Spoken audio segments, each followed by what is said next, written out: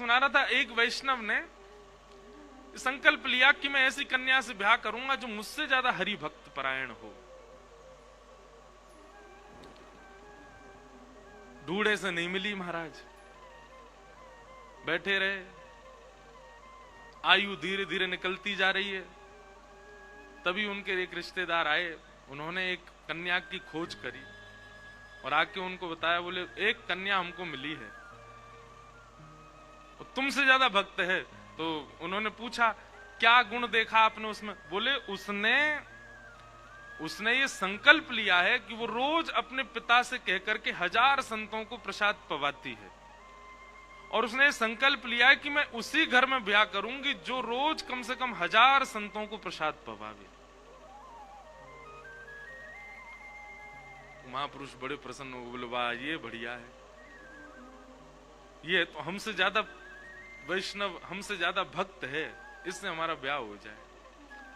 तो ब्याह में भी जो चर्चा हुई परिवारों में, यही चर्चा हुई, बोले हमारी पत्नी की, हमारी बेटी की एक ही इच्छा है कि जो भी पति हो वो 1000 वैष्णवों को प्रसाद पवाए। इन्होंने स्वीकार किया, बोले मुझे स्वीकार है, जब तक तन में प्राण है तब तक मैं रोज प्रसाद पवाऊंगा।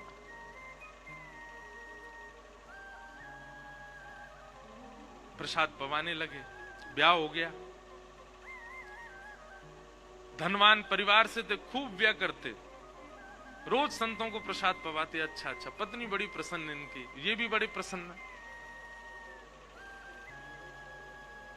धीरे धीरे इतने अंतर्मुखी होते चले गए,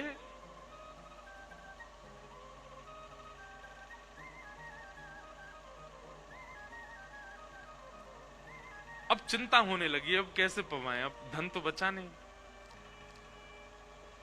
उधार लेने लगे, दुकानों से उधार, उधार लेने लगे, दुकानों से उधार, पूरे नगर से उधार ले। बेचारे वो वैष्णव भक्त ने मन बना लिया, बोले कि अब तो कुछ करना पड़ेगा, काम धंधा हमसे होता नहीं, अभ्यास नहीं हमारा।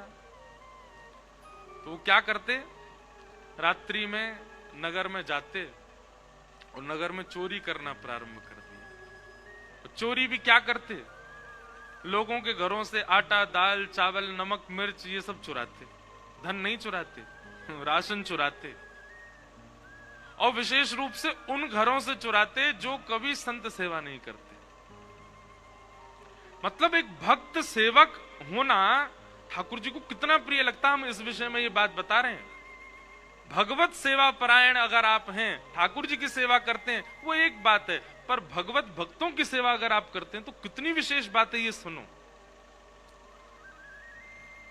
ये अनुकरणीय बात नहीं है जो हम यहां बता रहे हैं कि कहीं आपको भी लगे महाराज जी ने तो बताई थी कथा में कि सेवा अभाव से हम चोरी भी करें तो कोई दिक्कत नहीं है। ऐसा नहीं,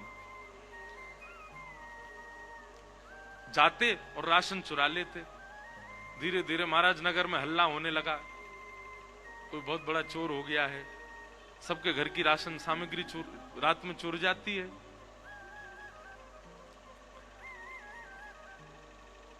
ठाकुर जी एक दिन वैकुंठ में बैठे बैठे बड़े प्रसन्न हो रहे थे। लक्ष्मी जी ने पूछा, आप बड़े प्रसन्न हैं, क्या बात है? ठाकुर जी बोले, देखो हमारे भक्तों की सेवा के लिए ये व्यक्ति रात में जाता है, चोरी करके लाता है, अपने लिए नहीं करता है। स्वयं भले ही एक रोटी खा लेंगे, स्वयं भले ही झूठन पत्तलों से सामग्री इकट्ठी करके पालेंगे, लेकिन वैष्णवों को पवाते हैं।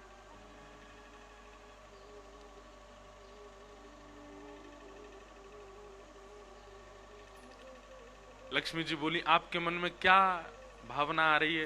बोले, भावना तो बस एक ही आ रही है। बोले, क्या? बोले, अब मैं जाऊं और स्वयं जाकर के ये बड़े वाले चोर बन गए, अब ये राह चलते हुए धनवानों को चोरी करते हैं, तो मैं ऐसा धनवान बन के जाऊं कि अपनी सबरी संपत्ति इनसे चोरी करवा लूं, ताकि इनकी सेवा कभी रुके ना। और ठाकुर जी एक बढ़िया सेठ का रूप धारण करके, बढ़िया सुंदर पाग पहन के, हाथन में ऐसे कड़ूला पहन के, पामन में कड़ूला धारण कर, सोने की बैंत लेकर के, बढ़िया आभूषण पहन के, चश्मा भी बढ़िया लगा। वास्तव में चश्मा होगा कि नहीं पता नहीं, लेकिन लगाए हो, एक सेठ बन गए। बढ़िया मूछ पे ताव लगा के सेठ, बिल्कुल धनवान सेठ साहूकार से बन के ठाकुर जी निकलने। लक्ष्मी जी बोली हम भी चलें, बोले चलो। लक्ष्मी जी भी तैयार होकर के आई। बढ़िया प्रेम से आनंद करते हुए ठाकुर जी जा रहे थे। तभी जैसे ही इन्होंने, ये वैष्णव वहां अब रोड मार्ग में खड़ा रहता था, आते जाते लोगों को चोरी करता था। इसने जैसे ही देखा ठाकुर जी को आते भये, उनके संपूर्ण अंग पर जितने आभूषण थे सबको देख करके इसने अनुमान लगा दिया कि बोले भैया इतनी संपत्ति पहन करके जा रहा है कि अगर ये मैं हरण कर लूं तो आगामी 20-30 साल तक संत सेवा रुकेगी नहीं, चलती रहेगी। जूती देख करके, बेंत देख करके, मालाएं देख करके, कुंडल देख करके सबका आकलन लगा लिया। बोले कितनी व्यवस्था हो गई संतो सेवा की, बढ़िया है, इनका हरण करो। ठाकुर जी गए, बेंत खटकाते हुए जैसे ही आगे जाने लगे, तुरंत वो वैष्णव आ गया। बोले महाराज कहां जा रहे हैं? बोले आगे के गांव में हमारा एक व्यापार है, वहां जा रहे हैं, साथ में हमारी गृहिणी है। पर हमने सुना है ये बीच का जो गांव है यहां पर कोई बहुत बड़ा चोर रहता है, वो अपहरण कर लेता है। हमें संकोच हो रहा है, हम तो ये सामान्य से गहने पहन करके, अभी पूर्ण श्रृंगार नहीं है ये तो हमारी साधारण, इतना तो पहन के सोते हैं हम रात में। वैष्णव सोचने लगा, बोले बढ़िया है, तो इससे तो इसको फर्क ही नहीं पड़ेगा अगर चुरा भी ले तो, ये तो पहन के इतना तो सोता है, तो इसके पास तो बहुत संपत्ति होगी, इतनों से संत सेवा हो जाएगी।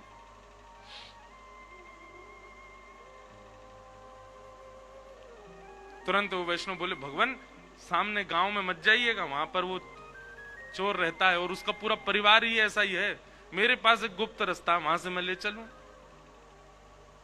और जैसे लेकर के जाने लगे, गुप्त रास्ता में घनघोर भयावह जंगल में जैसे ही भीतर पहुंचे, तुरंत वैष्णव अपने रूप में आ गया और क्रोध भर के बोला सुनो दोनों रुक जाओ। सेठ जी बोले क्या बात है? बोले अभी रुको, ये स्वाफी मैंने खोल के धर दी है, इसमें सारे गहने उतार के रखो। वो चोर कोई और नहीं है, मैं ही हूं जो सबके गहने चुराता हूं, यहां रख दीजिए एक एक वस्तु उतार के। ठाकुर जी घबराने लगे। रुक्मणी जी बोली भगवान, बोले जी रावण 10 मुख धारण करके आया तब नहीं घबराया आप?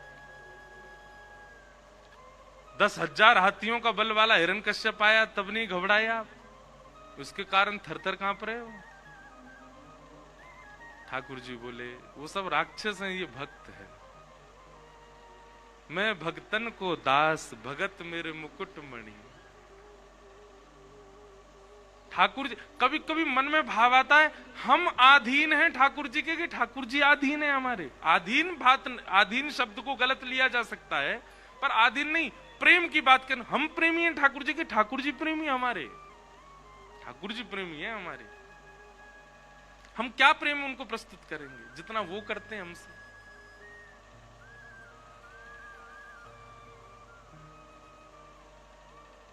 ठाकुर जी धीमे धीमे अपने सारे आभूषण उतार उतार के धरते जा रहे हैं। आभूषण देख करके उसने तोल तोल करके देखा, बोले कि 20-25 साल की तो व्यवस्था हो गई, साथ में माता जी हैं इनके भी उतरवा दो आगे के, और हमारे जो बालक बच्चे होंगे वो भी संत सेवा करते रहेंगे, इतना धन हो जाएगा, इनके भी धरवाओ। लक्ष्मी जी ने भी उतार उतार के सब धर दिए। ठाकुर जी बोले भैया अब हम कंगाल हो गए, अब तो जान दो हमको। जैसे भगवान ने हाथ जोड़े तो एक अंगूठी थी, बोले ये कहां पहन के जा रहे हो? इससे तो 2-3 साल की व्यवस्था हो जाएगी संतों की, उसको उतारो। ठाकुर जी खींचने लगे, वो निकरे नहीं बाहर। बोले भैया ये निकर नहीं रही है, बहुत बहुत ज्यादा गरिष्ठ हो गई है, अब इसको तो रहने दो, इतने से क्या कर लोगे? नहीं नहीं, 5 साल की व्यवस्था है संतों की, ऐसे कैसे जान देंगे? लक्ष्मी जी भी खींचने लगी, नहीं निकली तो वैष्णव ने उंगली पकड़ी, वो सुनो इसको काट देते हैं। क्या करोगे, इस उंगली का कोई काम तो है नहीं है। ठाकुर जी बोले भैया इतने भी वो मत मानो, तुम उंगली काट दोगे हमारी? बोले और नहीं, क्या करना, संत सेवा होगी। उंगली पकड़ के जैसे ही काटने लगे महाराज, तुरंत शंख चक्र गदा पद्म चतुर्भुज रूप धारण करके ठाकुर जी प्रकट है गए। ठाकुर जी जैसे प्रकट भये, उसने रूप देखा, स्वरूप देखा, लक्ष्मी जी को देखा, नेत्र सजल हो गए, चरणों में गिर गया। भगवान, मुझे रोज रात में चिंता होती है कि मैं कहीं अपराध तो नहीं कर रहा, मैं कहीं पाप तो नहीं कर रहा हूं। फिर मेरे मन में आता है कि अपने लिए थोड़ी कर रहा हूं, केवल संत सेवा के लिए कर रहा हूं, वैष्णव सेवा के लिए कर रहा हूं। पर आज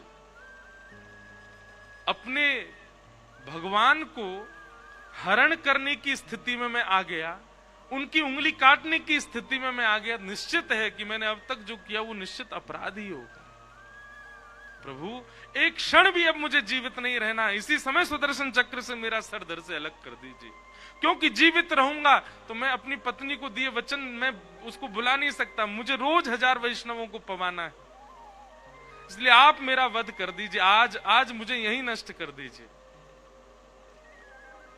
ठाकुर जी ने तुरंत उठा करके हृदय से लगाया, बोले तुम क्या सोचते हो, तुम्हारी सामर्थ्य है हमारा हरण करने की, हमारा अपहरण करने की, या हमारी वस्तुएं चुराने की? तुम्हारी सामर्थ्य नहीं है, ये हम खुद आए थे करवाने के लिए।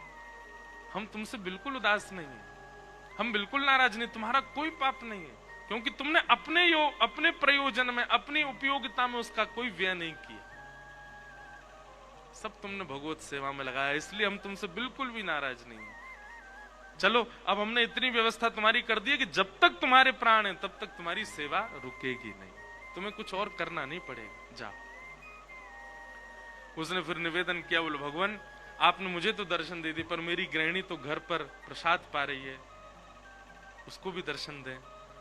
तो ठाकुर जी बोले अब ऐसे जाएंगे तो पूरा गांव देखेगा। तो छोटे छोटे बालक बन गए दोनों, लक्ष्मी नारायण भगवान गोद में बैठ गए, और गोद में बैठ करके घर लेकर के गया, जा करके, अरे सुनो देखो कौन आए हैं।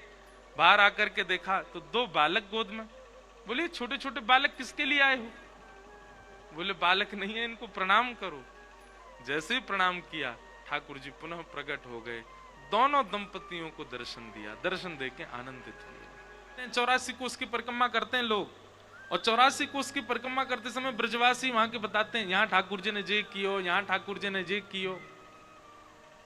जैसे ही लोग कहते हैं ये ठाकुर जी की फिसलनी शिला, यहाँ ठाकुर जी फिसलो करते, हमारे मन में पास्ट टेंस आता, ठाकुर जी फिसलते थे नहीं।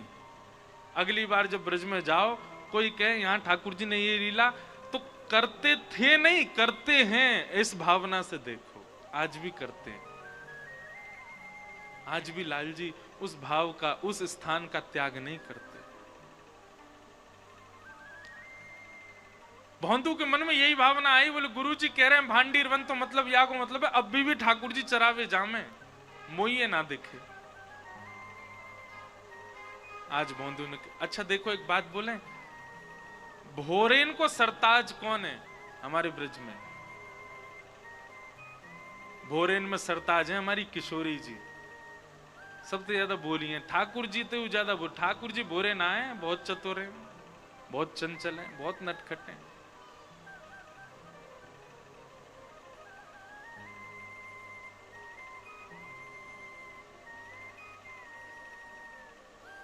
किशोरी जी बहुत बोली।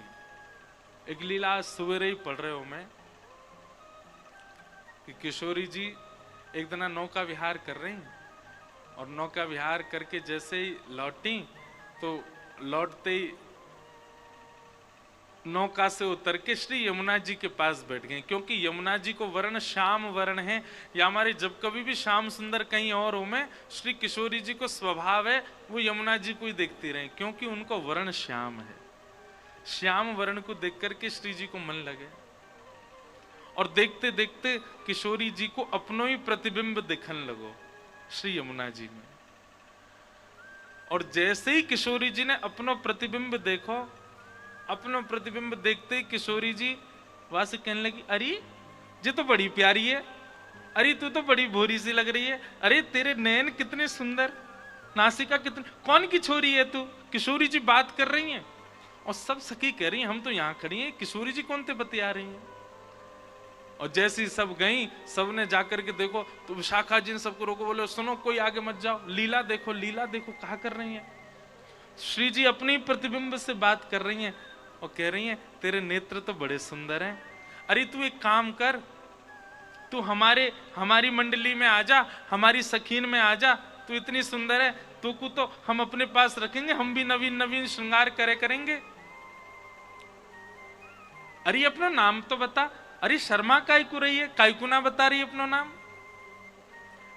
तभी किशोरी जी पीछे से बुलावे, ललता विशाखा आदि सबके नेत्रों में प्रेमाश्रु भरे हुए। कितनी भोरी हमारी किशोरी जी। अरे ललते ने कहियो देखियो ये कौन की छोटी सी छोरी है, इतने सुंदर या की अलकावली, इतने सुंदर या के नेत्र, इतनी सुंदर नासिका, अरे या के ओष्ठ तो देख, जब बोले का देख बोल तो रही है लेकिन या की आवाज ना आ रही, मेरी जैसी बोल रही है लेकिन या की आवाज ना आ रही। यातने पूछतो ये कौन की लाली है, और सुन ये इतनी सुंदर है, या को अपनी सखी समाज में रखेंगे ना, हम भी या को श्रृंगार करेंगे। ललता विशाखा आदि सखियां सब जाकर के श्री किशोरी जी के चरणों में दंडवत हो जाती हैं, बार बार बल्लियां लेती हैं, हे श्यामा जी हम कब होंगी ऐसी, आपको जैसो स्वभाव है, आपको जैसो व्यवहार है, आपकी जैसी विचारधारा है, यही के कारण आप श्री श्याम सुंदर की अति प्रिय हो, क्योंकि आप बहुत भोली हो। भोरी नहीं है, भोरी की भी पराकाष्ठा होती हो ना, वैसी है हमारी किशोरी जी, वैसी है हमारी लाडली जी। अपने प्रतिबिंब से बात कर रही हैं। कभी ठाकुर जी कोई मणि पहन करके आ जाएं तो श्री ठाकुर जी की वह मणि में अपने प्रतिबिंब को देख करके ठाकुर जी से नाराज हो जाए किशोरी जी।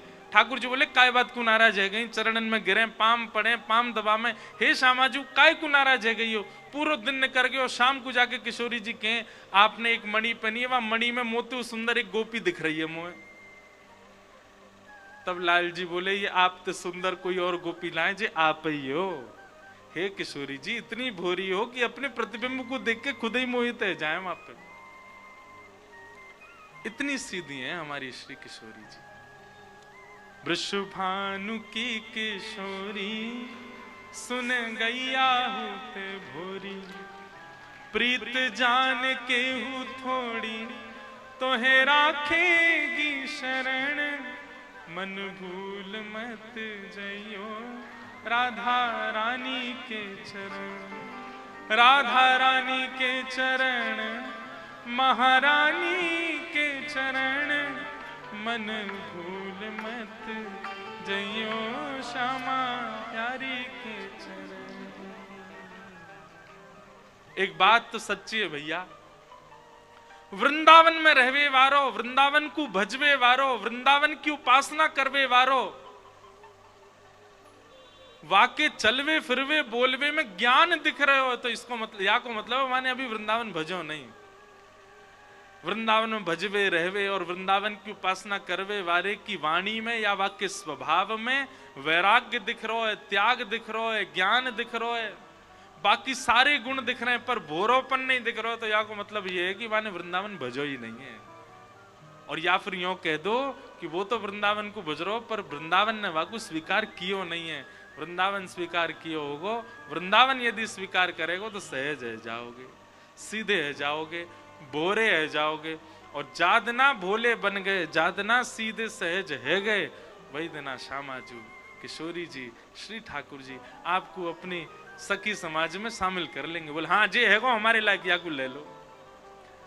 जब तक ठाकुर जी को लगे बहुत चतुर है महाराज, ठाकुर जी भी कहीं दूर ही रहो जाते। तो एक बार की एक सत्य घटना है, हमारे परम पूजनीय श्री मलुक पीठ वाले महाराज जी बहुत सीधे हैं, उनमें ज्ञान भी है, आपने वो दर्शन किए, ज्ञान भी है, वैराग्य भी है, त्याग भी है, पर उनकी प्रधानता भोलापन है, ज्ञान नहीं है।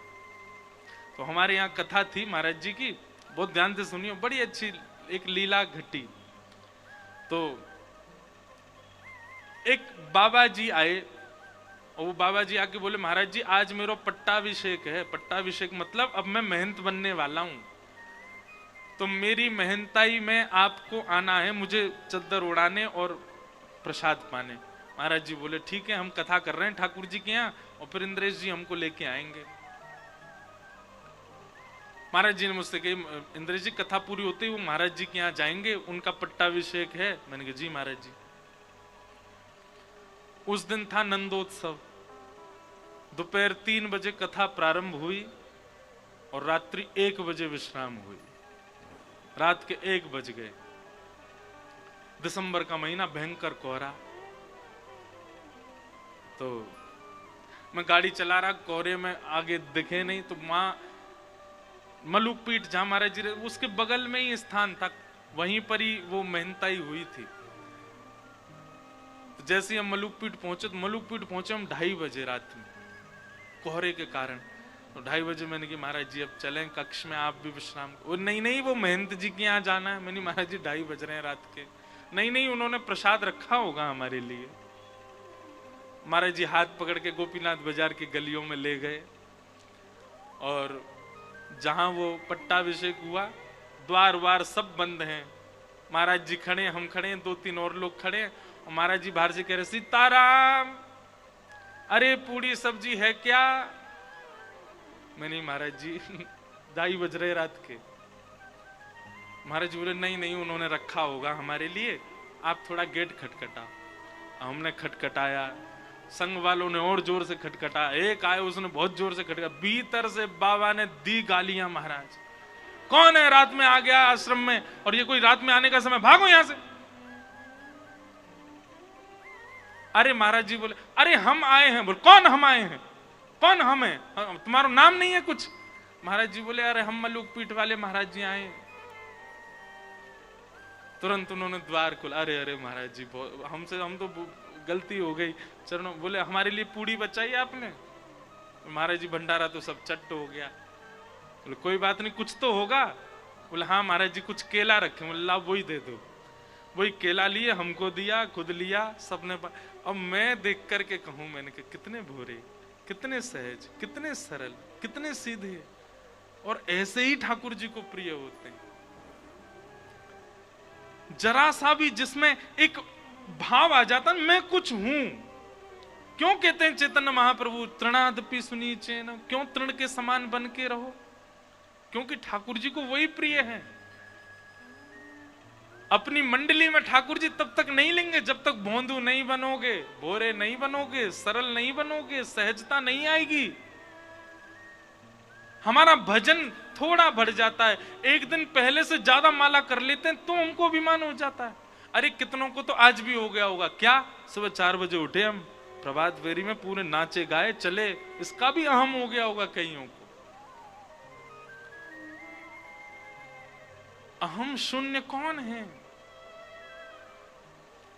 अहम शून्य ही ठाकुर जी स्वीकार करते हैं। और अहम शून्य बनना है तो हमारी श्री जी को नाम रटो, हमारी किशोरी जी को जपो। तो भोंदू ने सोची कि महाराज जी तो रोज ही गैया चरावे आते होंगे, मोए ना मिले। दूसरे दिन भोंदू पहुंच गया, गैया सब चल रही थी। भोंदू तो लेके अपनी पोटली और इधर उधर ढूंढने लगो, कहीं श्याम सुंदर मिलेंगे। गुरुजी ने बताया था सांवला भेष है, पीली पीतांबरी पहनते हैं, वैजंती माला पहनी होगी। 1 दिन 2 दिन 3 दिन 4 दिन बीत गए, रोज भोंदू ढूंढता, लेकिन ठाकुर जी उसको मिले नहीं। ठाकुर जी को भी दया आ गई, बोले बताओ पूरी दुनिया मंदिर में खोज रही है, जे मुझको वन में ढूंढ रहा है। क्योंकि गुरुजी ने कह दी भांडीर वन में ठाकुर जी गैया चरावे जाम है। ठाकुर जी वहां थे नहीं, लेकिन आ गए भोंदू के लिए। तभी भोंदू दिखता है कि महाराज असंख्य गैया, और ऐसी गैया कभी देखी नहीं, अद्भुत गैया, बड़े बड़े सींग, उनके गले में ऐसे मोटे मोटे महाराज सुंदर नाद करवे वाले, स्वर करवे वाले, बढ़िया सबने कड़ूला पहने हैं, और ऐसी गैया मदमस्त रहती वही चलती वही आ रही हैं।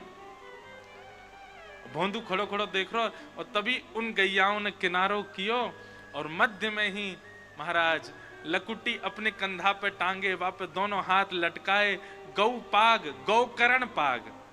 ठाकुर जी गोपाष्टमी के दिन गौकर्ण पाग पहनते हैं। कैसी पाग? हम अपने लाल जी को कभी कभी धराते हैं। उस पाग में क्या होता है कि 2 तो कान निकरिया में यहाँ पे, 2 सींग निकरिया में यहाँ पे, और ऐसे कान आ जाए नीचे, तो वो गोकर्ण पाग। ठाकुर जी गैया की तरह पाग पहने, ऐसी करके पहनेंगे कि 2 सींग निकल आए और 2 कान यूं लटक आए। उस दिन ठाकुर जी आभूषण नहीं पहनते।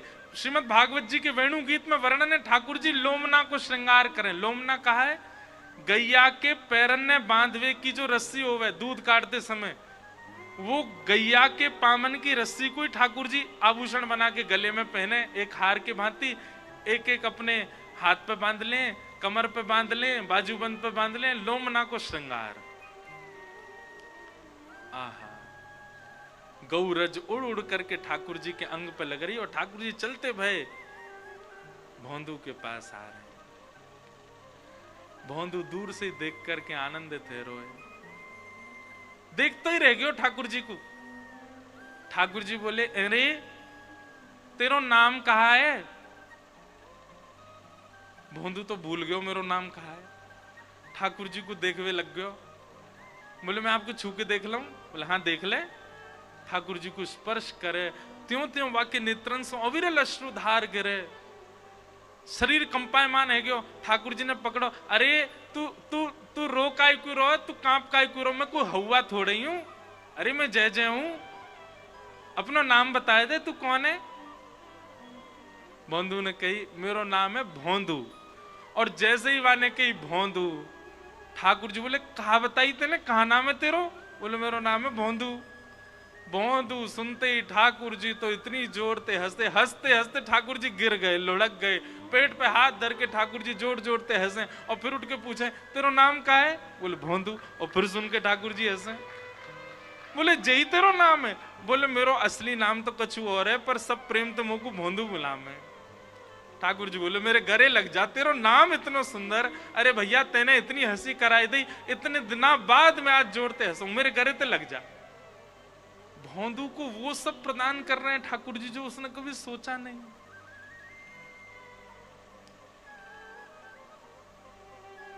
रूप माधुरी का दर्शन कर रहा है। एक पद हम गाते हैं, हरि जी हम कब होंगे ब्रजवासी, है ना? पर मेरा मन है, और मैं आज व्यास मंच पे ही भावना आ रही है, पर मैं कभी ना कभी ठाकुर जी के लिए एक पद ऐसा ही लिखूंगा जहां मैं ठाकुर जी से हम यूं कहें, ठाकुर जी हम कब होंगे भोंदू, हम कब होंगे सीधे, हम कब होंगे सीधे, हम कब होंगे वो सहज जैसे आपको हम भा जाएं। ब्रज में बसनो अब कठिन नहीं रह गया, धन के बल पे सब बस रहे हैं ब्रज में जाके, लेकिन ब्रज में जैसे बसने वाले को जैसा स्वभाव होना चाहिए वैसा कोई को नहीं रह गया है।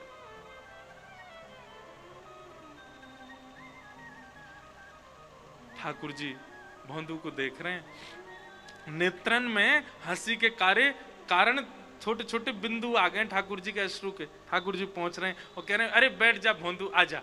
अरे भैया कचू कहते रहो, नाम बहुत जोर को है, कौन ने धरो? बोले, मेरे गुरुजी और सब गौशाला के लोग मोकू भोंदू के। ठाकुर जी बोले, वाह भैया, तेने बड़ा आनंद किया, चल कछु लायो है, चल मोकू कछु पवा दे। भोंदू बोलो, आप वही हो ना जिनके बारे में गुरुजी बताते हैं? ठाकुर जी बोले, तेरे गुरुजी कौन के बारे में बता, मौका पता? कहा बता मैं तेरे गुरुजी? बोले, गुरुजी बता मैं, आप सांवरे सांवरे से हो, मोर मुकुट पहनो, नंद बाबा के लाला हो ना आप? ठाकुर जी बोले, हाँ मैं नंद बाबा को लाला हूँ। जसोदा जी आपकी मैया है ना? बोले, हाँ वो मैया है। अरे हमारे गुरुजी खूब बता मैं आपके बारे में। एक बार आपने मैया की एक मटकी फोड़ दी, मैया ने आपको उखलते बांध दियो ना? ठाकुर जी बोले, हम बे वही हूं मैं। आपने कालिया नाग के ऊपर एक बार नृत्य किया ना, जमुना जी ते नकार के? बोले, हाँ मैं वही हूं। ठाकुर जी को भी इतना प्रिय लग रहा, कितना भोला है ये। अब बात ही बना तो रहेगो, कछु पवावेगो। बंधु बोला, हाँ मैं लाया हूं, 2 रोटी लाया हूं। रोटी खोल करके और महाराज बीच में गुड़ रख दियो, मिर्च रख दी। बोले, जय जय जय ही लाया हूं, आप पालो। अरे जे तो बहुत जोर को ला दे। ठाकुर जी महाराज भोंदू की वो रोटी लाई और बा में गुड़ बीच में चुपड़ लियो और नेक नेक लेकर के ठाकुर जी प्रेम से पान लगे। एक रोटी पा गए, वो मुझे तो और भूख लग रही है, ला एक और दे दे। भोंदू बोलो, जे मेरी है, 2 ही लेके आयो मैं। बोले, तो दे दे, कहा जा रहा, अब मैं भूखा रह जाऊंगा फिर। ठाकुर जी कह रहे, ना दे दे, चल तू अब मां जाके खा लियो। अच्छा एक काम करो, आधी आधी खा लो। आधी ठाकुर जी, आधी दही नहीं माने, भोंदू है बेचारो सीधो है। ठाकुर जी तो उसके चिंतन में चले गए, कितना भोला, कितना सीधा, कितना प्यारा। ए भोंदू देख, हम भूखे रह गए, हमारी खुराक ज्यादा है। जसोदा मैया ये एक आध रोटी ना पवावे हमको, सबरी रोटी बना के सामने धर दे, लाला तेरो जितनो मनो पाले, बाकी के सब पूरा परिवार पालेगो। और वही विधा आज भी मंदिरों में प्रसाद की है। पूरी की पूरी कढ़ाई का भोग जाएगा ठाकुर जी के सामने। लाल जी जितनो आपकी रुचि हो आप पाओ, जो बच जाएगा बाकी सब लोग प्रसाद में ले लेंगे। भैया तू हमारे काजे ने ज्यादा सो प्रसाद लियो, हमें भूख ज्यादा लगे। भोंदू बोलो ठीक है, जैसे कल ले आऊंगा। और भोंदू भी सहजता से चला ही गया। हम आप होते पकड़ लेते, ठाकुर जी चिपक जाते ठाकुर जी थे, पर यहाँ ठाकुर जी चले गए, भोंदू चलो गए। भोंदू ने किसी को आगे कुछ नहीं बताया।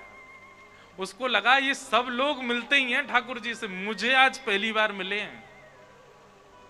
गुरुजी इतने अच्छे अच्छे वर्णन ठाकुर जी के करते हैं क्योंकि गुरुजी मिले होंगे उनसे। गुरुजी ने तो प्रत्यक्ष लीला देखी होंगी। मैं ही अभागा हूं, मुझे इतने दिनों बाद दर्शन भये। भोंदू बैठा बैठा आज भी प्रवचन सुनना था, और आज नेत्रों से आंसू गिर रहा है। क्यों? क्योंकि प्रवचन में गुरुजी जो सुना रहे हैं उनसे वो देख के मिल के आया है।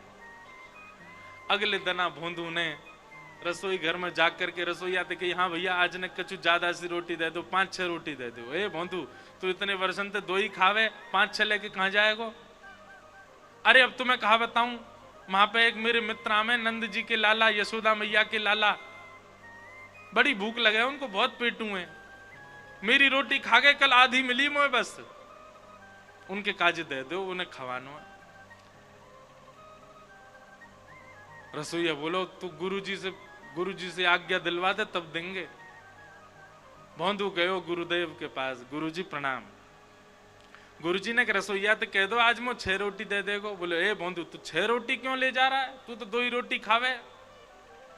अरे गुरुजी मैं वही बात बता रहा हूं, महा श्याम सुंदर आमे, नंद नंदन आमे, जिनकी आप लीला सुना में। गुरुजी हैं तो बड़े प्यारे, जैसी आंख आप बताऊं बातें ज्यादा सुंदर, मुस्कुरा में तो ऐसा लगा कि गुरुजी बस देखते ही रहो उनको, बहुत प्यारे हैं गुरुजी, पर बहुत पेटू हैं, बहुत खामे। कल मेरी सभी रोटी खा गए, वो तो मैं छीन लाया, आधी खा ली मैंने, नहीं तो भूखे ही रह जाता मैं। तो उनने मुझसे कही कि नहीं ज्यादा सी रोटी लाई, या हमारे 6 ले जा रहा हूं गुरुजी, आप आज्ञा दे दो। सरल व्यक्ति का एक स्वभाव बन जाता है कि वो झूठ बोलना नहीं जानता। एक सीधे व्यक्ति का एक स्वभाव, एक गुण उसके अंदर निर्मित हो जाता है कि उसको उससे झूठ दूर रहता है। फिर उससे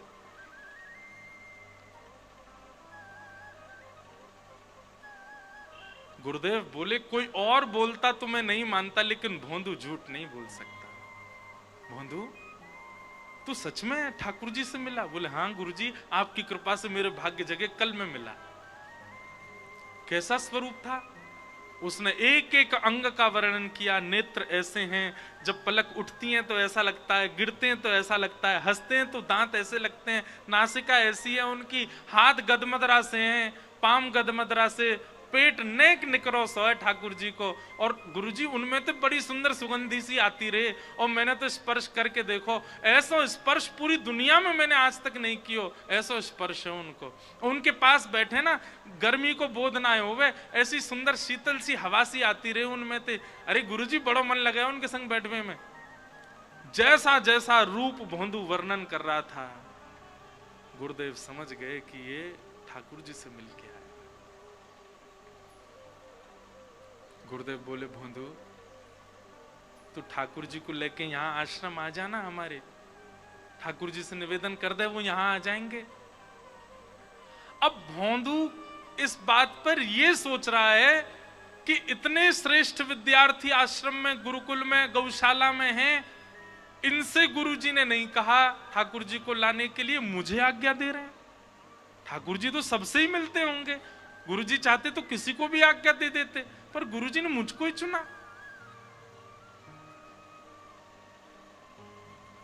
भोंदू तो सरल सहज, इतना भावुक हो गया, बोले गुरुजी मैं लेके आऊं ठाकुर जी को? बोले हाँ तू लेके आ। बोले आप सच में चाहे कि मेरे साथ आवे वो? बोले हाँ, तू ही लेके आ उनको। भोंदू बोलो जो आज्ञा गुरुदेव।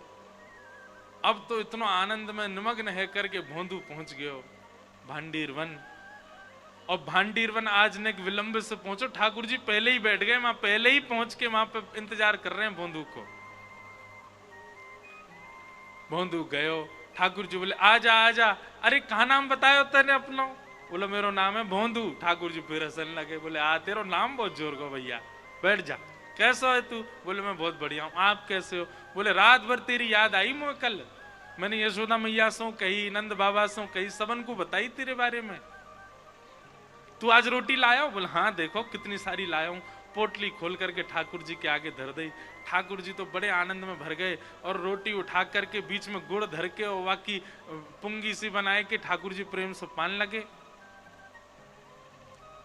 भोंदू बोलो जय जय ठाकुर जी, आज पहली बार गुरुदेव ने मुझसे कछु काम की कही है और मैं चाहूं या काम को मैं भली भांति कर दूं। ठाकुर जी बोले कहा काम कहो? बोले गुरु जी मुझसे कह रहे हैं कि तू ठाकुर जी को लेके हमारे आश्रम आ जा। अब आप तो मेरे मित्र है गए हो, गुरु जी चाहते तो कोई भी शिष्य से कह देते, पर उनने मुंह को ये काम दियो पहली बार। आप कृपा करो ना, मेरे संग चलो ना गुरुदेव के आश्रम। ठाकुर जी रोटी खाते जा रहे हैं और बोल रहे हैं देख भोंदू तू जो कहेगा सब काम करेंगे हम, लेकिन जो गुरु जी बीच में मत लावे। तेरो मेरो संबंध है, तू मेरो सखा मैं तेरो सखा। गुरु जी आश्रम गैया इन सबन को दूर रख मोते। चरणों में गिर गए। बोले अरे जय जय, मैं तो आपको जानतो ही ना हो, मैं तो इतने दिन से भांडीर वन आ रहा हूं गैया चरावे, मैंने आपको कभी देखो ही ना है। सके आप मेरे बगल से निकसे भी होंगे, पर मैं आपको जानतो ही ना हो तो मैं कैसे पहचान? वो तो गुरुजी ने मुंह को आपकी कथा सुनाई तभी तो मैं आपको जान पाया। जिन गुरुजी की कृपा से आप मुंह को मिले, उन गुरुजी की आज्ञा है, आपने चल दो ना मेरे संग। ठाकुर जी बोले चाहे जो हो भैया, हम तेरे गुरुजी तो ना मिलेंगे, तोते मिलेंगे बस। भोंदू बोलो नहीं मिलोगे गुरुजी ते? ठाकुर जी बोले नहीं मिलेंगे। अंतिम बार पूछ रहा हूं, नहीं मिलोगे? ठाकुर जी बोले ना मिलेंगे ना मिलेंगे ना मिलेंगे, बस तोते मिलेंगे। भोंदू ने सबरी पोटली उठा ली। बोले तो फिर ये रोटी वो गुरुजी के घर की है, इन्हें मत खाओ। हाँ सबरी खत्म करते जा रहे हैं। ठाकुर जी बोले अरे तो रोटी तो खान दे ना, जो गुरुजी के आश्रम में बनी है जे का खाओ। और पोटली सबरी बांध ली। ठाकुर जी के हाथ में 200 ग्रास बचो। भोंदू ने हाथ पकड़ के बोले जब वो छोड़ दो, जो गुरु जी को है दे दो। अरे तो जाए तो खान दे, ये तो आधो बचो ना ना ये दे दो। और लेके अपने मुंह में भर लियो, खा गए। अरे मैं कह रहा हूं हमारे गुरु जी ने मिलवाए हैं आप, हम और तुम उन्हीं के पास नहीं चलोगे?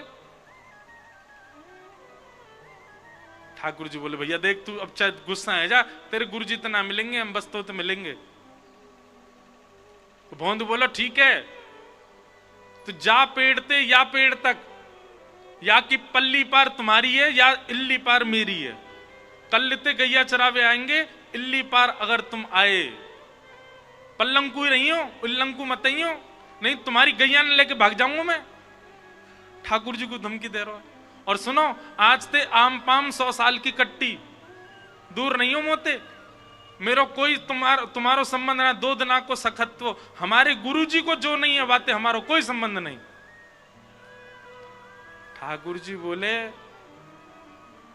तू जाने ना है हम जय जय हैं। बोले जय जय हो चाहे जो हो, हमारे गुरुजी ने मिलवाए, अगर चाहो कि मैं तुमसे मिलूं या बैठूं तो मेरे गुरु जी के पास चलो। ठाकुर जी बोले मैं तो नहीं जाऊंगा। ठीक है मैं जा रहा हूं। और अपनी गैयान ने घेर के महाराज भोंदू तो चल पड़ो। ठाकुर जी कह रहे ए भोंदू।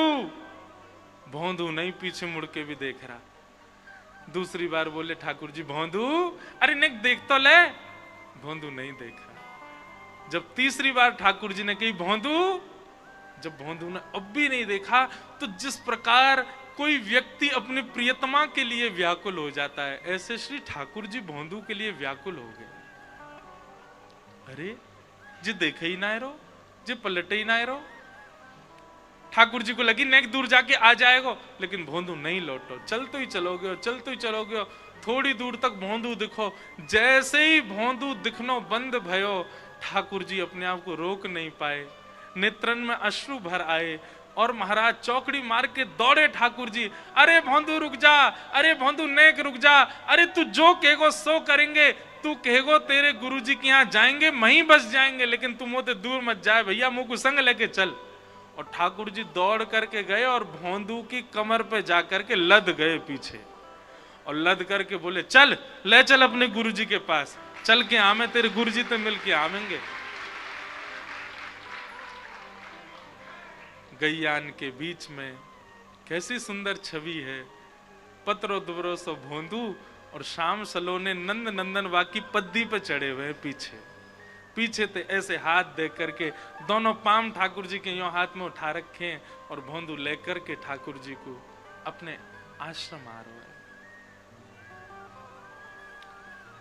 गुरु जी ने देखी गैया आ गई, गुरु जी द्वार पे आके खड़े गए, और जैसे ही गैया आती गई, तभी ऐसो दृश्य देखो, भोंदू की पद्दी पर श्री ठाकुर जी साक्षात नंद नंदन मंद मंद मुस्कुराते भय, वाके कान में कछु खाना पूसी करते भय आ रहे हैं।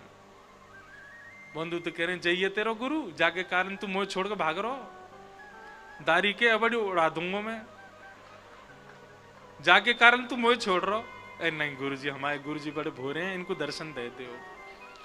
ठाकुर जी को देख करके गुरु जी तो वहीं मूर्छित हो गए, उनको विश्वास ही नहीं हुआ कि ठाकुर जी आ गए। भोंदू ने गोद में उठा लिए, जल को छिड़काव कियो, और जल को छिड़काव करके जैसे ही पुनः गुरु जी के नेत्र खुले, नंद नंदन सामने खड़े हैं, बाकी अदा से मंद मंद मुस्कुरा रहे हैं। भोंदू जैसे ही गुरु जी खड़े हुए, भोंदू खड़ा हुआ, ठाकुर जी ने खींच के भोंदू अपने ऐसे गले में गलवैया डाले खड़े गए। गुरुदेव ने भोंदू को प्रणाम किया। पहले भोंदू बोलो जी कहां कर रहे हो गुरु जी? बोले भैया परिवार त्याग दियो बाल्यकाल में, आज 60 वर्ष है गए घर छोड़े भय, कौन से उपनिषद नहीं पढ़े, कौन से वेद नहीं पढ़े, कौन से शास्त्र नहीं पढ़े, कौन कौन से नियम व्रत अनुष्ठान नहीं किए हमने, लेकिन आज तक ठाकुर जी के दर्शन नहीं भये। धन्य है भोंदू तेरो ये भोलोपन, तेरो ये सीधोपन, तेरी ये सरल भाव, तेरी ये सहजता, जैसे आज साक्षात त्रिलोकीनाथ तेरे कंधा पे चढ़ के आए। ऐसा सुख तो कोई ज्ञानी को भी ना दे में ठाकुर जी जैसा तू को दियो है। ठाकुर जी के सामने भोंदू को प्रणाम कियो, अंत में ठाकुर जी को प्रणाम कियो। ठाकुर जी बोले गुरुदेव जा भोंदू को हम हमेशा के काजे लेवे आए हैं। और ठाकुर जी ने भोंदू के गले में गलवैया डाली और देकर के ठाकुर जी अपने श्रीन कुंज में भोंदू को लेकर के वहां से प्रस्थान कर गए। बोलो भक्तवत्सल भगवान। हमारे अंदर सब गुण हैं, पर हम भोले नहीं हैं, हम सहज नहीं हैं, हम सीधे नहीं हैं, सरल नहीं हैं। इसे ठाकुर जी से मिलने में कहीं ना कहीं बाधा बनी रहती है, ठाकुर जी से मिलने में कहीं ना कहीं रुकावट आती है। भोरो बनना है तो हमारी श्यामाजू की शरण में आओ। राजी को प्राप्ति के काजे सहज सरल स्वभाव बहुत आवश्यक है, और वो स्वभाव की प्रदायिका है हमारी किशोरी जी, हमारी लाडली जी। आपको कहीं कार्यक्रम में जाना हो? कहाँ? नोएडा? नोएडा तो जेरो बगल में। वाह। तो हमें तो भाव हो कि आप कुछ सुनाएंगे, आज आए हैं इतनी दूर चल के, भागवत जी की सेवा करेंगे। नोएडा करके फिर आ जाओ हापुड़, मैं तो रात में बुला लूँ सबन ने। जैसी आपकी सहजता, किशोरी जी की बड़ी कृपा है, और ऐसी कृपा बनी रहे। आप ऐसे ही भाव गाते रहें, श्री गिरिराज जी को रिझाते रहें, उनके चरणन में ऐसे ही खूब आनंद कराते रहें। आप भी हमारे यहाँ आते रहें और हम भी आपके यहाँ डेरा डालते रहें। ऐसे हमारे विचित्र बाबा, आप दोनों के यहाँ खूब मन लगे मेरो। कभी कभी अगर वृंदावन में जाओ और यूँ लगे महाराज जी कथा तो है नहीं, पर घर में नहीं है तो कहाँ है, तो यूँ समझ लो गिरिराज जी में नहीं कि यहाँ होंगे, वहीं पड़े होंगे, वहीं बैठे होंगे, भोजन प्रसाद चल रहा होगा आनंद से। आज खूब सौभाग्य आप पधारे, आपको बारंबार व्यास मंच से प्रणाम है, वंदन है। अब आगे के क्रम में हम चलें तो हम किस विषय पर चर्चा कर रहे थे? ठाकुर जी सरल हैं, ठाकुर जी सहज हैं, इसीलिए हर रूप धारण किया, जैसे जैसी योग्यता थी वैसे रूप धारण किए। तो स्व अवतार प्रयोजनम, फिर भगवान का किम कर्म के अवतारश्च धर्म कम शरणम गता। ये 6 प्रश्न हैं, 3 प्रश्नों के उत्तर तो हमने दे ही दिए, 3 प्रश्नों के उत्तर कथा सुनते सुनते आपको मिलेंगे। तत्पश्चात फिर यहाँ सौनकादि ऋषियों को श्री सूत जी महाराज कथा सुना रहे हैं, और कथा सुनाते हुए एक बहुत सुंदर बात कहते हैं, जो कल पूज्य महाराज जी श्लोक बोल रहे थे मंच से। क्या कि सवै पुंसां परो धर्मो यतो भक्तिर्यदोक्षजे अहैतुक्य प्रतिहता ययात्मा संप्रसीदति धर्मस्वनिष्ठितः पुंसां विश्वक्सेन कथासु यः नोत्पादये दधिरतिं श्रम एव हि केवलम। बहुत ध्यान पूर्वक सुनो। सभी प्राणी मात्र का परम धर्म क्या है? हम सब जीवात्मा का परम धर्म क्या है? यतो भक्तिर अदोक्षजे। बहुत ध्यान से सब लोग इधर देखो, सुनो। अभी 5 बजे 5:30 तक कथा का समय है, खूब ध्यान से सुनो। आज तो कथा हम कर ही नहीं पाए, बहुत कम बोल पाए, ध्यान से सुनो। सभी प्राणी मात्र का धर्म क्या है? परम धर्म क्या है? आत्म कल्याण, अपने देह का कल्याण। वास्तव में हमारा जन्म क्यों हुआ है? जो इस देह के भीतर जो आत्मा है वो बहुत दिन से भटक रही है, अब हमको मानव बनने का अवसर मिला है, मतलब ठाकुर जी ने हमको मौका दिया है कि अब इस मानव जन्म से तुम ऐसे कुछ करो कि इस आत्मा को सदा के लिए मुक्ति मिल जाए, उसको कहीं ना जाना पड़े। तो हमारा कर्तव्य, हम कर्म करते हैं, कर्तव्य निभाते हैं, संबंध निभाते हैं, ये सब ठीक है, पर मूल कर्तव्य हमारा यह है कि इस देह से ऐसा कुछ करना है जिससे हमारी आत्मा निवृत्त हो जाए। जब भी हमारे प्राण जाए, प्राण सबके जाने हैं, पर वो आत्मा कभी ग्लानि ना करे कि ये मानव देह में आकर के भी मैंने कुछ नहीं किया। अपनी आत्मा को सद्गति प्रदान करना ये प्रत्येक मानव का कर्तव्य है, और इस कर्तव्य में केवल एक ही सहायक बन सकता है हमारे, क्या? भक्तिर अदोक्षजे, यदो भक्तिर अदोक्षजे। अदोक्षज भगवान श्री कृष्ण का नाम है, अदोक्षज। आ से एक नया नाम बता रहे हैं, बालकों के लिए चाहिए हो तो अदोक्षज। अदोक्षज भगवान की भक्ति करना, और भक्ति भी कैसी करना? अहैतुक्य प्रतिहता। अहैतुकी भक्ति। अहैतुकी भक्ति किसको कहते हैं? किसी भी परिस्थिति, किसी भी स्थिति या लाइफ में आने वाली किसी भी प्रकार के दुविधा से या व्यवधान से वो भक्ति नष्ट ना होती हो, लगी रहे। मेरी लगी शाम संग प्रीत दुनिया क्या जाने, क्या जाने रे कोई क्या जाने, क्या जाने रे कोई क्या जाने, मुझे मिल गया मन का मीत दुनिया क्या जाने। दुनिया तो आपको बावड़ा ही कहेगी, पागल ही कहेगी, कुछ भी कहेगी, पर एक बार प्रीति लग जाए ठाकुर जी से, उसके बाद चाहे जो हो जाए जीवन में, वो भक्ति कभी नष्ट ना हो। अगर हमारी भक्ति ऐसी है कि जीवन में आने वाले किसी व्यवधान या किसी विषय के कारण हमारी भक्ति विच्छिन्न हो जाती है, ठाकुर जी को बहुत कष्ट होता है, आए ही क्यों थे जीवन में, तुमने उम्मीद ही क्यों जगाई थी हमारे चित्त में कि तुम हमारे भक्त हो, और अब स्थिति विपरीत आई तो तुम हमको छोड़ रहे हो। इसलिए न विच्छिन्न होने वाली भक्ति, न डगमगाने वाली भक्ति जब व्यक्ति करता है तभी उसका आत्म कल्याण होता है, तभी उसकी आत्मा का कल्याण होता है देह में आने के बाद। ये बात सूत जी महाराज कह रहे हैं। और धर्म स्वनिष्ठित पुंसाम विश्वक्सेन कथा सुयः नोत्पादये दधिरतिम श्रम एव हि केवलम। बहुत सुंदर बात। आपकी न विच्छिन्न होने वाली प्रीति ठाकुर जी से हो चुकी है, ये कैसे पता चले? ये कैसे पता चले कि जो मेरी भक्ति है ठाकुर जी के चरणों में वो लंबे समय तक रहने वाली है, अंतिम श्वास तक रहने वाली है, कोई परिस्थिति आ जाए ये भक्ति कभी टूटने वाली नहीं है। ये कहां कैसे पता चले, इसका प्रमाण क्या है? तब सूत जी कहते हैं आपकी रति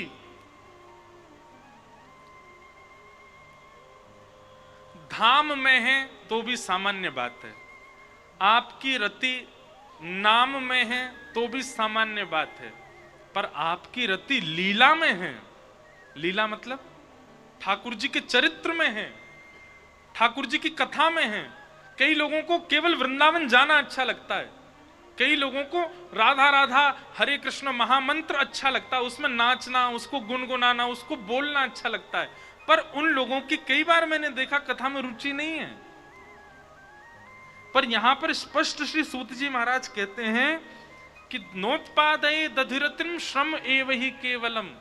यदि आप ठाकुर जी से प्रेम करते हैं और कथा लीला में आपकी रति नहीं है, प्रेम नहीं है, तो इसका मतलब है कि आपकी भक्ति कभी भी टूट सकती है, छूट सकती है, कभी भी रुक सकती है। लेकिन कथा में आपकी रति, अब देखो कथा में जिनकी रति वो आज तक भक्त हैं ठाकुर जी के, कितने प्रमाण दें? प्रभु चरित्र सुन वे को राम लखन सीता मन। कौन है? श्री हनुमान जी महाराज। ठाकुर जी कथा सुनते हैं। पूरी हनुमान चालीसा में, मैंने ये बात पहले भी कही है कथाओं में, पूरी हनुमान चालीसा में गोस्वामी तुलसीदास जी महाराज ने हनुमान जी को क्या प्रिय है ये बता दिया, फिर भी लोग वो नहीं देते हनुमान जी को। लड्डू का भोग लगाएंगे, अकौआ के पत्तों पर राम राम लिख के चढ़ा देंगे, हनुमान जी के आगे क्या कहते हैं, हनुमान चालीसा हनुमान जी को ही सुनाते हैं, बजरंग बाण सुनाएंगे। जबकि गोस्वामी जी अंकित कर रहे हैं प्रभु चरित्र सुन वे को रसिया। ठाकुर जी के चरित्र सुनने के, और केवल रसिया है इतने, मतलब केवल उनको अच्छा लगता नहीं, उस कथा के लिए वो कुछ भी त्याग सकते हैं। हमारे संत जन बताते हैं कि जब भगवान श्री राम साकेत को जा रहे थे, विमान आया लेने के लिए, सब अयोध्यावासियों को लेने के लिए, सब अयोध्यावासी उसमें चढ़ गए, राम जी भी उसमें विराज गए, भरतलाल जी आदि सब। अभी हमारी कथा है राम कथा, हम साल में एक ही राम कथा करते हैं, और वो कथा होगी 24 से 31 दिसंबर रामेश्वरम में। आप लोग जो आ सको आ जाना, नहीं तो टीवी पे ही सुनना। और उस कथा में भी विशेष भरत चरित्र, श्री भरतलाल जी का चरित्र रहेगा। बहुत सुंदर है राम कथा। मैं कभी कभी अपना अनुभव बताता हूं कि मैंने पहली राम कथा की थी पिछले साल सोमनाथ में। कथा करने से पहले मैं कक्ष में जब अध्ययन करता था ना, अध्ययन करते करते मतलब इतने भाव पहले नहीं आए। यदि किसी व्यक्ति को भाव नहीं आते हैं ना, भाव नहीं बनते, कई लोग कहते हैं हमारे भाव नहीं बनते, रामायण जी का पाठ शुरू कर दो और केवल शब्द मत पढ़िएगा, उसका अर्थ समझिएगा क्या कहना चाह रहे हैं। बहुत सरल है, समझ में आ जाता है। वहां पर जब आप राम भरत जी के मिलन का प्रसंग पढ़ेंगे ना, आपके नेत्र सजल हो जाएंगे। भरत जी महाराज राम जी को लेने के लिए जब गए,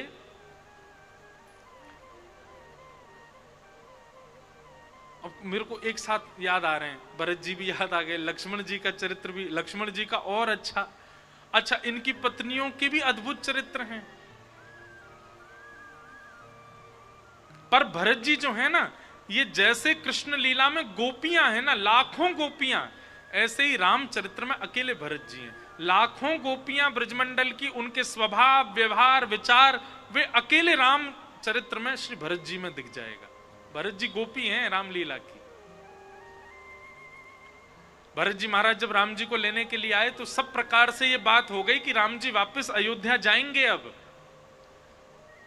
गुरु वशिष्ठ जी ने भी मोहर लगा दी और जनक जी महाराज ससुर जी आए राम जी के, और सब बड़े बड़े लोगों ने भी कहा भाई देखो भरत जी की बात सत्य है, और वो प्रसंग बहुत लंबा हो जाएगा इसलिए मैं ज्यादा उसमें नहीं जा रहा।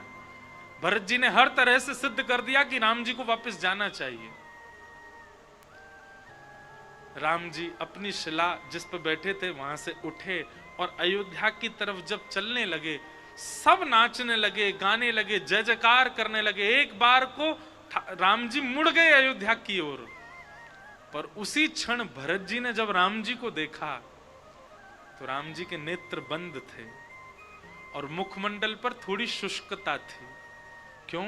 राम जी को स्मृति आ रही है आगे मिलने वाले जटायु की, राम जी को स्मृति हो रही है आगे मिलने वाले निषादराज गुह की, राम जी को स्मृति हो रही है आगे मिलने वाली सबरी की, राम जी को स्मृति हो रही है विभीषण की।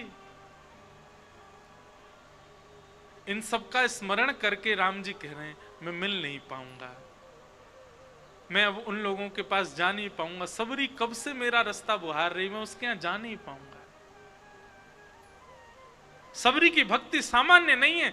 जिस दिन से गुरु आज्ञा करके गए उस दिन से रोज अपने घर के बाहर उस पगडंडी को सजाती हैं सबरी जी, आज राम जी आएंगे। और एक आध साल नहीं, संत जन तो कितने 100 साल बताते हैं कि सबरी जी रोज सजाती हैं कि आज आएंगे, और नित्य उसी उत्साह से कि राम जी आएंगे। राम जी के नेत्र थोड़े थोड़े सजल हो गए, लेकिन सब जय जयकार कर रहे थे, राजा रामचंद्र की जय, अयोध्या नरेश राम जी की जय, दशरथ नंदन राम की जय। लेकिन भरत जी ने जब राम जी का मुखमंडल देखा, तुरंत राम जी के आगे आके खड़े हो गए, रुक जाओ भैया, और घोषणा कर दी क्षमा करें, राम जी अयोध्या नहीं जाएंगे। जो वचन पिताजी को आप देके आए हैं वही आप पूर्ण करो, आप 14 वर्ष वन में ही रहो। मेरा प्रेम ऐसा नहीं है ठाकुर जी कि मैं अपनी जिद के आगे अपने प्रेमी को दुखी करके और फिर उससे प्रेम करूं, ये मेरा प्रेम का स्वभाव नहीं है। तत्सुखे सुखित्वम, आपको जिसमें सुख मिलेगा उसमें मैं सुखी हूं। यदि आपको सुख मिल रहा है वन में जाकर के, आपको पीड़ा हो रही है अयोध्या जाके, तो मैं अयोध्या कैसे ले जा सकता हूं आपको? आपका वन जाने का यदि सुख है तो नाथ आप वन को प्रस्थान करो। मेरे वचन के कारण, मेरे प्रेम के कारण मैं अपने स्वामी को दुखी नहीं कर सकता। भले ही मेरे प्राण बसते हैं आपके रूप में, मैं आपको देखे बगैर एक एक क्षण भी नहीं रह सकता। वर्णन करते हैं कि जब बचपन में भरत जी और राम जी जब शयन करते थे ना, सारे भाई तो एक तरफ सिरहाना करके सोते थे, पर भरत जी राम जी के चरणों की ओर सिरहाना करके सोते, और छोटे से भरत जी रात में राम जी के चरणों का अंगूठा मुख में चूसते हुए सोते थे। अगर कोई मैया, कोई बाबा, कोई पिताजी कोई दूर कर दे अगर भरत जी को, तो भरत जी रो रो के पूरी अयोध्या की नाक में दम करते। सारे भाई तो मुखमंडल के पास रहते, पर भरत जी तो सदा चरणों में रहते राम जी के। आपको देखे बगैर मेरे प्राण भी निकल सकते हैं, पर आपको निराश देखूंगा अयोध्या में, उससे मेरे प्राण आज ही निकल जाएंगे। इससे नाथ आप वन में जाओ, मेरी इच्छा मत पूरी करो, आप वन में ही रहो। लेकिन आप वनवासी रहेंगे तो मैं कठिन वनवासी रहूंगा। असली वनवास तो भरत जी का था। नंदीग्राम चले गए, अयोध्या से दूर, अयोध्या में नहीं रहते। बोले मेरे भैया जब वन में रह रहे हैं, गांव में नहीं रह रहे, शहरों में नहीं रह रहे, मैं कैसे रह सकता हूं नगर में? वन में चले गए, नंदीग्राम में। शत्रुघ्न जी आए, उन्होंने परनकुटी बनवा दी। भरत जी बोले इसमें नहीं रहूंगा, अपने आप बनी हुई कोई गुफा हो, कोई कुंज हो, वहां रहूंगा। स्वयं निर्माण कर, ये तो राम जी कर रहे हैं, राम जी के समकक्ष कैसे हो सकता हूं मैं? राम जी परन कुटी बना के रहते हैं, मैं कैसे कुटी बना सकता हूं? खुद बनी हुई होगी वहां रहूंगा। और नियम दूसरा क्या है? ऊंचाई पर नहीं रहूंगा, पृथ्वी पर राम जी चल रहे हैं, कम से कम पृथ्वी में नीचे गड्ढा होगा उसमें रहूंगा। अपने अपने भैया के समकक्ष कैसे रह सकता हूं? ऐसे श्री भरत जी महाराज। तो मैं निवेदन कर रहा था, राम कथा अद्भुत है। जब सब साकेत जाने लगे, सब बैठ गए विमान में, केवल एक व्यक्ति खड़े हैं। कौन? श्री हनुमान जी महाराज। राम जी ने आज्ञा की, हनुमंत लाल विराजो, विमान में बैठो, चलो साकेत। हनुमान जी हाथ जोड़ करके बोले, भगवान मैंने, वैसे तो कोई ऐसी बात नहीं, आपका धाम तो नित्य पवित्र है, पर मैंने थोड़ी जांच करवाई कि साकेत हम जाएंगे, वहां कथा किससे सुनूंगा, तो मुझे पता चला कि वहां तो कथा होती ही नहीं है,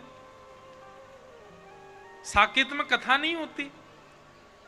राम जी बोले, अरे जहां मैं प्रत्यक्ष बैठा हूं, जहां मैं खुद आसन लगा करके बैठा हूं, सीता जी बैठी हैं, भरत जी, लक्ष्मण जी, सारा राम दरबार जहां स्वयं विराजमान है, वहां कथा सुनने की क्या आवश्यकता? नित्य मेरा दर्शन कर लेना। और वहां कथा कराएंगे भी तो लोग सुनेंगे कौन? सब मेरे दर्शन में ही रहेंगे। जहां मेरे दर्शन से वंचित हैं लोग, संसार, वहां कथा होती है, वहां तो मेरा नित्य दर्शन है।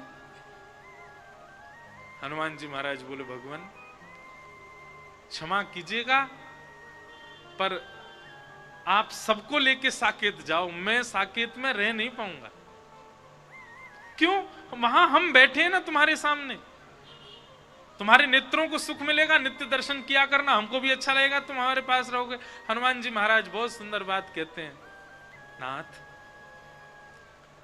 आप सामने होते हो ना तो केवल दो आंखों को दिखाई देते हो, पर कथा जब होती है तो आप सामने नहीं होते, वक्ता की वाणी से आप रोम रोम को दिखाई देते हो।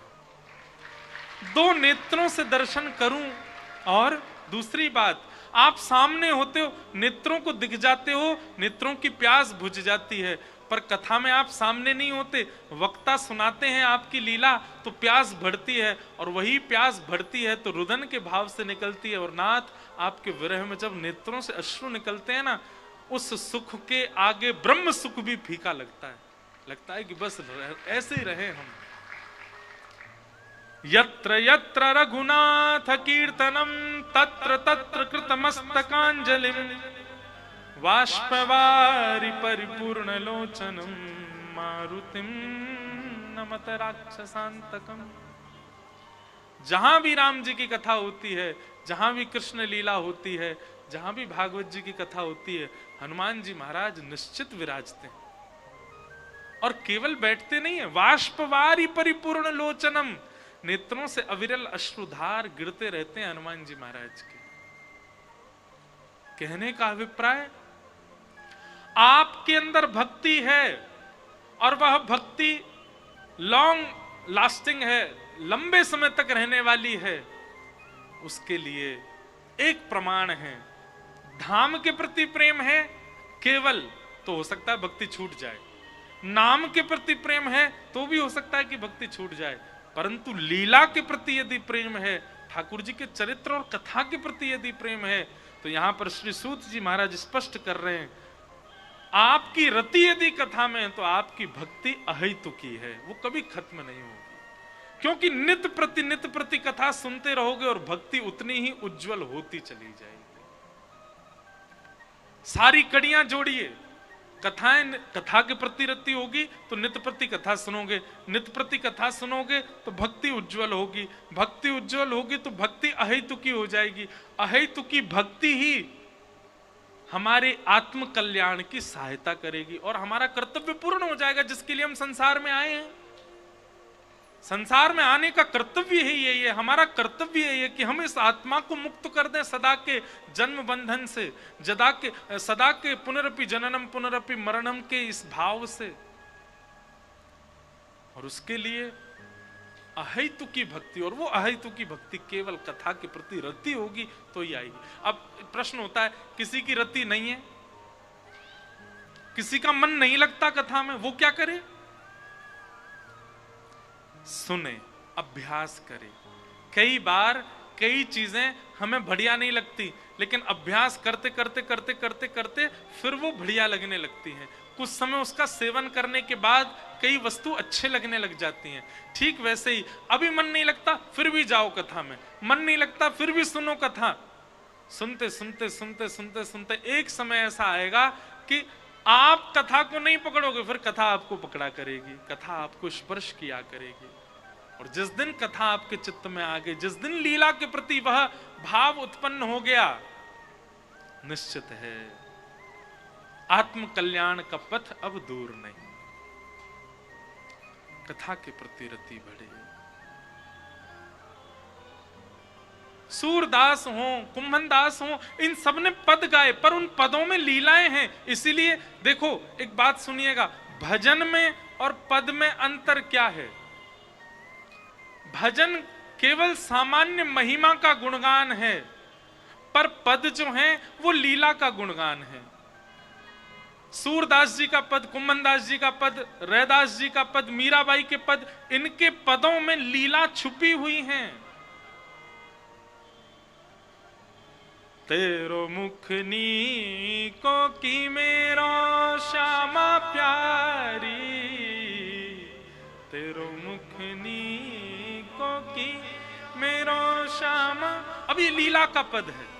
कौन गा रहे हैं? श्री सूरदास जी महाराज गा रहे हैं, पर उसमें लीला छुपी हुई है।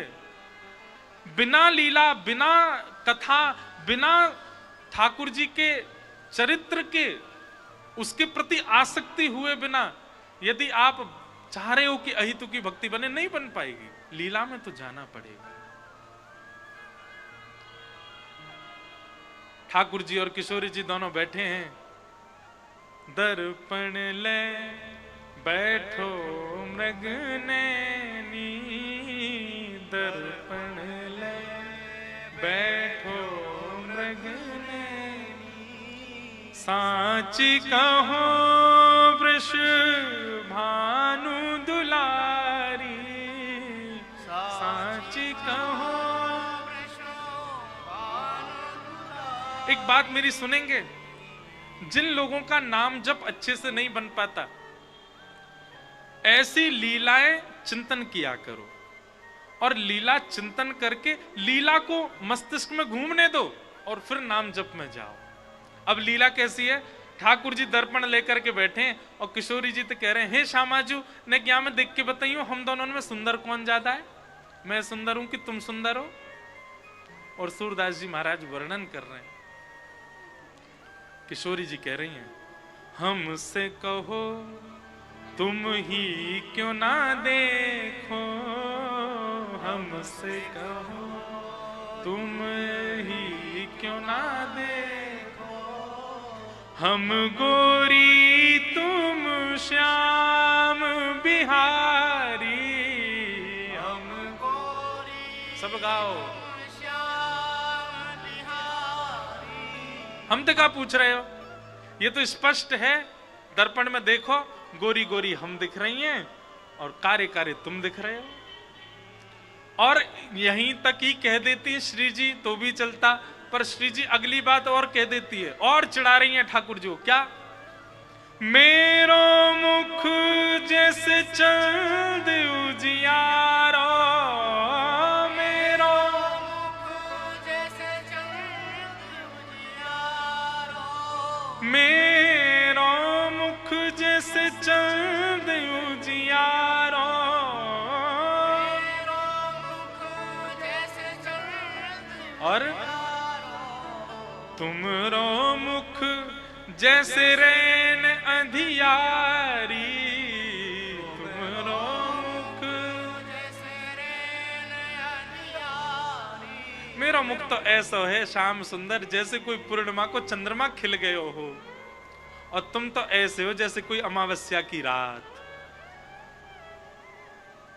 ठाकुर जी बोले, हे श्यामाजू ऐसे मत बोलो, देख लियो, तुम अपने आप को पूर्णिमा को चंद्रमा कह रही हो। बोले हाँ तो वो तो मैं हूं।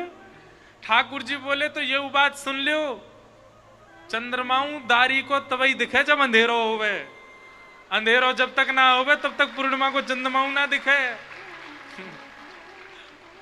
बोल वृषभानु के जमाई की। ठाकुर जी कह रहे हैं, हे श्यामाजू, यदि अंधेरों नहीं होगा तो कैसे दिखोगी आप? लेकिन आप मुंह को श्याम सुंदर कह दो, मुझ तो कृष्ण कह दो, कभी कभी कन्हैया कह दो, थोड़ा बहुत कालिया कह दो, आपने आज मुंह तो अंधेरों कह दियो हैं, प्रत्यक्ष अंधेरों में। ठाकुर जी तो रूठ के बैठ गए। अब रूठे भय ठाकुर जी को श्री जी मना रही हैं।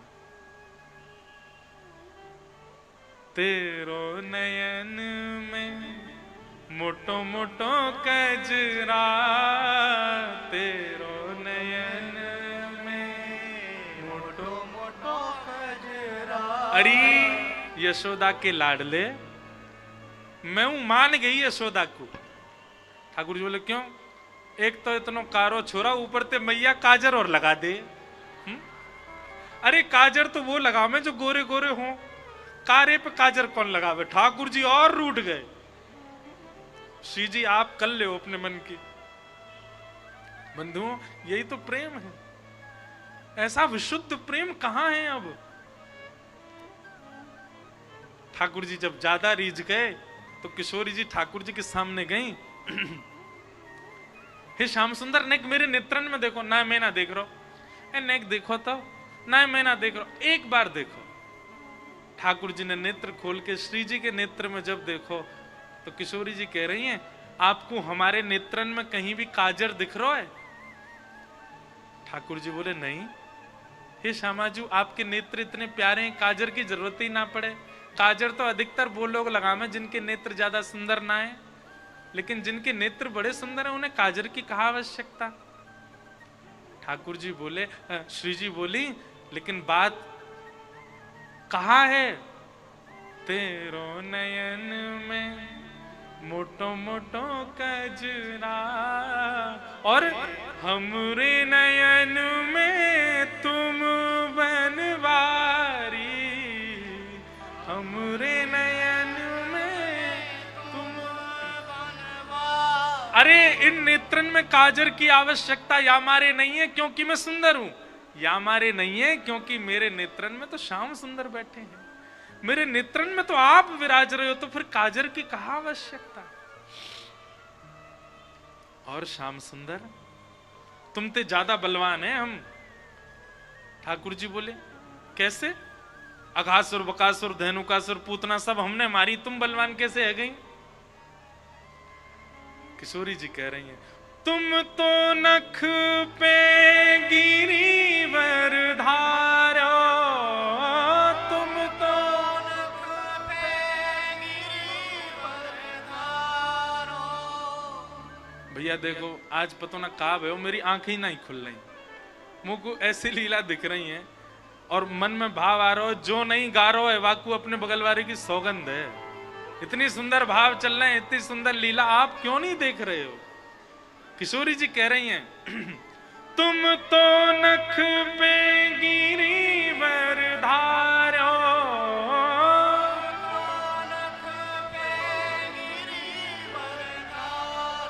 और हम आपसे ज्यादा बलवान हैं। क्यों? हम उर्धार रहे गिरधारी, हम उर्धार रहे गिरधारी। हे श्याम सुंदर, एक तो 21 किलोमीटर लंबो चौड़ो गिरिराज, और वह 21 किलोमीटर लंबे चौड़े गिरिराज को भी अपने नख पे धारण करे त्रिलोकी को स्वामी। त्रिलोकी जाके गर्भ में विद्यमान है, ऐसा त्रिलोकी स्वामी श्री कृष्ण। एक तो 21 किलोमीटर चौड़े गिरिराज को भार, ऊपर ते त्रिलोकी के स्वामी त्रिलोकी के सहित खड़ो है, वाको भार। इन दोनों के सहित आपको हम अपने चित्त में धारण कर रही हैं। बताओ हम आपसे ज्यादा बलवान है कि नहीं है? हम उर्धार रहे गिरधारी। श्याम आजू के भाव बड़े सुंदर। आहा। सूरदास या छवि की शोभा, सूरदास या छवि शोभा, इन नैनन सो टरत न टार